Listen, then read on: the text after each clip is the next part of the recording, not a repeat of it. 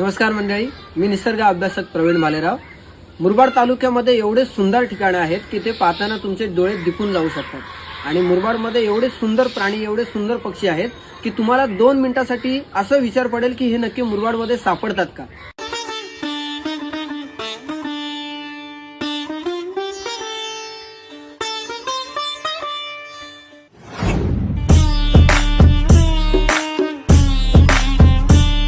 पण आतापर्यंतचं वैशिष्ट्य आहे की आम्ही खूपदा त्यांचा उल्लेख केला, पण ते कुठे सापडतात हे कधीच कळवलं नव्हतं। आणि मी याच्यावरती एक स्पेशल व्हिडिओ सुद्धा बनवली होती की तुम्हाला जर का एखाद्या प्राण्याचं, एखाद्या पक्ष्याचं, एखाद्या फुलाचं लोकेशन माहिती असेल तर एक्साइटमेंट मध्ये ते सांगू नका, कारण याच्यानंतर काही हौशे गवशे लोक त्यांना पाहण्यासाठी जातात आणि मग त्यांचं आयुष्यभराचं नुकसान करून ठेवतात। असंच काहीतरी आपल्या समोर सध्या झालेलं आहे। मुरबाडच्या बारवी डॅमच्या इथले एका सुंदर कमळांच्या फुलांचं एका तरुणाने व्हिडिओ बनवलं होतं आणि त्याने आव्हान केलं की तुम्ही इथे एवढ्या वेळा येता पण ते पाहायला काय येत नाही।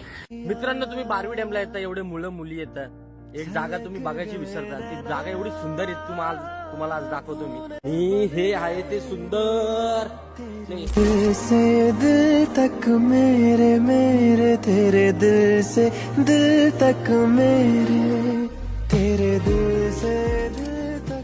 तेच झालं, लोक पाहायला गेले आणि मग त्याच्यानंतर आता सध्या ती जागा अशी खराब झालेली आहे की काही दिवसाआधी तिथे स्वर्ग होता आणि आता तिथे नरकासारखी हालत झाली। लोकांनी पाण्यामध्ये उतरून फुलं काढून नेले सगळ्यांनी, तर एक फुल असं दिसत नाही का फुललेला इथं, पूर्ण काढून नेले। इथून लोक उतरली होती, पार इथून उतरून पूर्ण पुढं काढून नेले। म्हणून मित्रांनो, तुम्हाला म्हणतो की तुम्हाला जर का एखादी लोकेशन माहिती असेल जी खूप सुंदर आहे तर तिला सुंदर राहण्यासाठी गुपित राहू द्या। तिला कधीच कुठेच कोणाच्या समोर उल्लेख करू नका आणि तिथे लोकांना जाण्याचा मार्ग बनवू नका। आणि आपल्याला निसर्ग टिकून राहायचंय तर त्या जागा गुपित ठेवणं खूप गरजेचं आहे।